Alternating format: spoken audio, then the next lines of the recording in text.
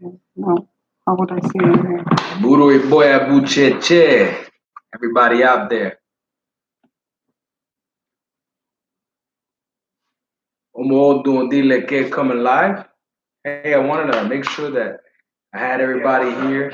I see we got a couple of people right now that are logged in. The counter is going up. But I also want to make sure that I go live because I want to talk about something that I think is super important.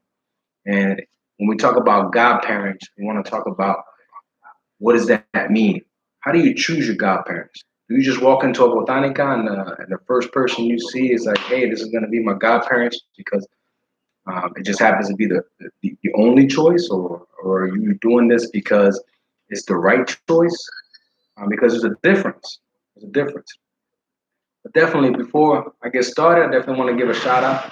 Okay, Homo Dile que Maile, Oche Dura, bienvenido a mi padrino Miguel Álvarez Barrera.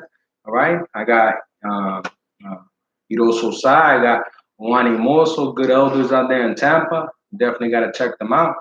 But what I really truly want to give a little thanks, I want to introduce my beautiful wife, right? Moya. But let's talk about it and let's get down to business when we talk about godparents. The first things first, because I get a lot of people that shoot me emails, a lot of people that talk to me and they want to understand, hey, what's the next step? What's the first step? Or they want to understand, hey, I have a godparent and yet I don't get the right connection. I don't get the right advice. I don't get the right attention. And then what I'm trying to understand is, okay, how did we get here? So this is the purpose of this video, is to ensure and maybe prevent you from running into a situation where you get a godparent where you don't necessarily, maybe you figure out the comfort level is not there, the knowledge level is not there, nor is the attention that you need. Okay, so first things first, when we talk about godparents, comfort level. Okay, I'm not saying it's wrong for you to go into a botanica, talk to somebody, and want some spiritual advice, some spiritual tools in order to start your spiritual journey. But have a conversation, okay? If it's a babalao, have a consultation. If it's a santero or santera, see them in action, okay? Because it's very important for you to link up and understand that these people, when they give you advice, when they give you a bowls, okay, that these bowls are going to work, that they know what they're talking about, that their knowledge level is where it needs to be in order to guide you and allow you to grow. And I think that's very, very important in our faith. Okay. With that said, those are going to be some of the fundamentals, things that I think are very, very, very important. And I want to hear from you guys because there's a lot of horror stories out there about how people they get into a situation spiritually because it's the only thing available for them, and that's not necessarily the right thing to do. And I want to make sure that we're all taking care and ensuring that we're doing the right thing for us, for you, for your spiritual well-being, for your ori, so that your spiritual journey goes the way it's supposed to go without hiccups. Okay, nothing's perfect. Nothing's perfect. Okay. And the other big thing that I want to make sure that we understand is language barriers. So I recently today told somebody, hey, the reason why I do these YouTube videos is because there is a language barrier out there. Okay, it doesn't matter if you are within the traditional faith. Doesn't matter if you are within the Afro-Cubano, the Afro-Caribbean side of the house, the Lucuma, la regla de Ifa, la regla de Ocha.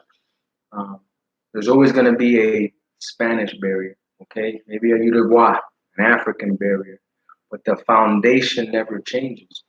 But I think it's important to note that you want to make sure that that relationship is there, that you understand them when they're talking to you. Not that you have a translator, okay? Not that you have a translator, but you need to have somebody who can talk for you, okay? Ceremonially, okay, when we talk about ceremonies, okay, if there's a language barrier, then those are things that we can maybe interpret because no matter what, through ceremonies, you're going to see people talking in different type of languages, whether it be Uruguay, whether it be in Spanish, whether it be in English, it doesn't matter. but we're working in order to tune you spiritually. So language barriers are very important. Okay, so two things we talked about. One, have you seen the person in action? Is the person that you're comfortable with? Is that person the one that's going to guide you? Okay, and then we talk about two. At the end of the day, is the language barrier going to be a problem or not? Are you going to find yourself later down the road asking questions about whether or not, yes, can I do, can I not do? I think I heard something right. I think I heard something wrong. I got to jump on Google Translate. Doesn't matter what it is, because all those are challenges. And when you're talking about your spiritual well-being, that's not a challenge you really want to go with. Okay, reputation. Okay, you can go to 100 different botanicas, and I promise you, some are going to be humble and not bash the other one. Some are going to bash the other one. All right, people who without botanicas and just they do work, right, and they do ceremonies and so forth, maybe out of their house. You're going to hear one person maybe say that they're great, another person says that they're nothing and they're garbage and their ceremonies are wrong. But you got to be very careful to be able to weed out a lot of that nonsense. You got to be able to set up your own opinion. And here's why. Because some people do this for some very malicious reasons. Okay? I'm not going to lie to you. This faith costs money. Ceremonies cost money. Animals cost money. Ingredients. Some things are so delicate and so hard to get that they gotta export them from overseas. Sometimes they gotta do some things maybe under the table to kind of make sure that everything is there. All right, because your ceremony means that much. But with that said, that comes with something. Unfortunately, that something nowadays is money. Um, you also got to know that when you're doing ceremonies, all right, when other people are helping in those ceremonies, unfortunately, that's their ache. Okay, that's that padrinos ache, yombonas ache. The people who are working, they're giving you the ache. That energy, that spiritual energy, okay, comes with a cost because that's how things move. Economics moves the world. So money is going to be a driving factor no matter what. That's even more incentive to make sure that you do it right the first time. Okay, you just gotta do it. You gotta do it. Okay, and not only that, when you look for the reputation, and you start to feel them out, okay, and you feel like this is the person in, there is gonna be a leap of faith moment because you're always gonna get that butterfly in your stomach that's wondering, man, is this the person or is this not the person? I would tell you one thing that is 2020. Okay, in the year 2020, you know what that gives us? The information age, the age of evolution, the age for us to communicate through laptops, tablets, phones. Okay, there's webcams for everything. Our ability and our learning curve has expanded more than anybody can ever imagine. Okay, even our ancestors and our blood, people who come from from our lineage, okay, would have never imagined the possibilities things that we can do now. Okay, maybe it's important that if you live by someone that you choose to be your godparent, that maybe it is hands-on. If it's someone that's far away, it's okay. It's 2020. If you are able and capable of handling webcams and conversations over the phone, and you know that the godparents are attentive, you're gonna be okay. Okay, those are things that you just gotta look for. You gotta look for. Also, something a lot of people don't realize when we talk about godparents. Okay, so you could have a godparent, a Babalao, who gives you your mom de Orula, which is your Awofaka and your Ikofa for females, right? That's gonna be your godfather in Orula, okay, in Ifa, all right? However, when you go Ocha one day and you get crowned, guess what? You're gonna have another godparent for your Ocha. And if let's say one day you get scratched by a tata and you go Palo or whatever it is that you do, okay, you're gonna have another godfather, okay?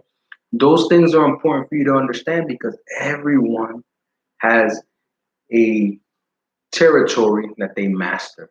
And that's the easiest way for me to explain.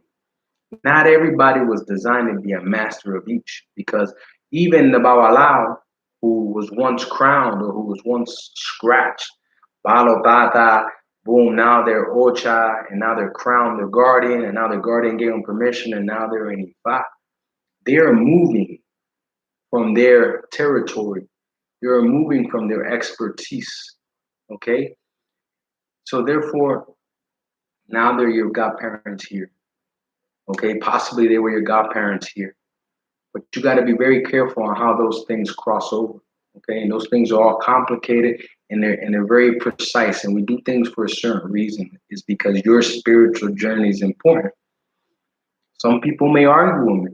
And I know that there's people out there that they think they can jump back and forth through the 3 different ramas. Okay?